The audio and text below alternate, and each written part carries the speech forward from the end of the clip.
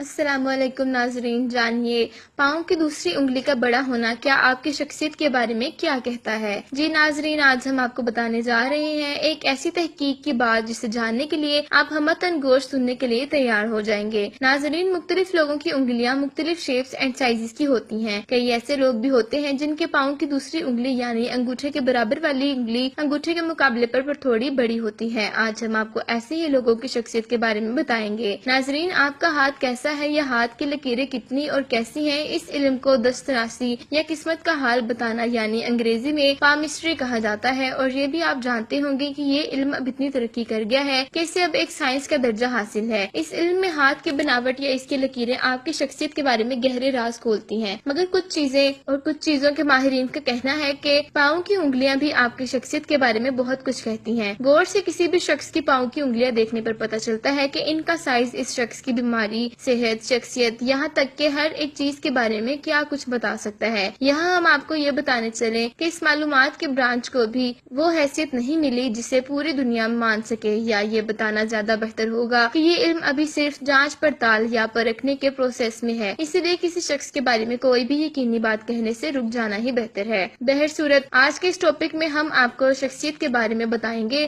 جو کہ ماہرین کی تحقیق کے مطابق پاؤں کی 500 انگلیوں کی ساخت بتاتی ہے۔ اس بارے میں ماہرین کیا رائے دے رہی ہیں وہ ہم آپ کو بتاتے ہیں۔ پاؤں کا انگوٹھا۔ ماہرین کا خیال ہے کہ آپ کے پاؤں کے انگوٹھے کا سائز میں بڑا ہونا یہ بتاتا ہے کہ آپ کافی ذہین واقع ہوئے ہیں اور آپ میں تخلیقی صلاحیت بخوبی پائی جاتی ہے۔ آپ کسی بھی مشکل میں پریشانی کو خود پر حاوی کرنے کے بجائے سمجھداری سے کام لیتے ہوئے اس کا حل نکالتے ہیں۔ یہاں ماہرین ایسے لوگوں کی ایک خامی کی طرف بھی اشارہ کرتے ہوئے کہتے ہیں کہ اس طرح کے لوگ لمبے کاموں کو فوکس نہیں کرتے، بلکہ اگر لمبے کام شروع کر دیں تو ختم نہیں کر پاتے اور بیچ میں ہی چھوڑ دیتے ہیں۔ اس کے برعکس وہ لوگ جن کا انگوٹھا سائز میں چھوٹا ہوتا ہے، وہ لوگ کئی کام ایک ساتھ کر سکتے ہیں اور کامیابی سے سب کاموں کو پورا بھی کرتے ہیں، یعنی ایسے لوگ ملٹی ٹاسکنگ کے ماہر ہوتے ہیں۔ یہ لوگ آسانی سے دوسروں کی اپنی بات دلیل کے ساتھ سمجھانے کے بھی ماہر ہوتے ہیں اور قائل بھی کر لیتے ہیں۔ ایسے لوگ اپنے ذمہ کاموں کو پورا کر کے یا ختم کر کے ہی سکون حاصل کرتے ہیں، یعنی پاؤں کے چھوٹے انگوٹھے والے کو اگر پرفیکشنسٹ کہا جائے تو بجا ہوگا۔ پاؤں کی دوسری انگلی، یہ انگلی آپ کی لیڈرشپ کو ظاہر کرتی ہے، اور یہ انگلی جتنی زیادہ لمبی ہوتی ہے اتنا زیادہ یہ بتاتی ہے کہ آپ کتنا زیادہ دوسروں کی رہنمائی کرتے ہیں۔ اس انگلی کی بناوٹ سے جسم کی توانائی کا اندازہ بھی کیا جا سکتا ہے۔ ایسی انگلیوں والے لوگ کسی بھی معاملے میں پہلا قدم اٹھاتے ہوئے گھبراتے ہیں، مگر درست سمت کا تعین ہونے کے بعد وہ کسی بھی کام کو کرنے میں ہچکچاہٹ محسوس نہیں کرتے۔ لیکن اس کے برعکس پاؤں کی دوسری انگلی کے چھوٹے سائز والے لوگ فیصلہ کرنے میں دیر لگاتے ہیں۔ ماہرین کی ریسرچ کے مطابق فیصلہ لینے والے لوگوں کی زیادہ تعداد کی یہ انگلی لمبی پائی گئی تھی۔ پاؤں کی تیسری انگلی۔ اس انگلی کے بارے میں ماہرین کی رائے ہے کہ یہ انگلی جسم کی انرجی اور ڈیسیزو پاور کے بارے میں بتاتی ہے۔ اس انگلی کی لمبائی جتنی زیادہ ہوتی ہے اتنی ہی زیادہ ایسے لوگ کاروبار یا نوکری میں کامیاب ہوتے ہیں۔ یہ لوگ فیصلہ کن ہوتے ہیں جو کوئی بھی کام کرتے وقت اپنی قوت ارادی کو کام میں لیتے ہیں، لیکن یہ لوگ اپنی زندگی کو انجوائے نہیں کر پاتے کیونکہ یہ لوگ اپنے کام میں ہی ہر وقت جتے رہتے ہیں۔ پاؤں کی چھوٹی انگلی۔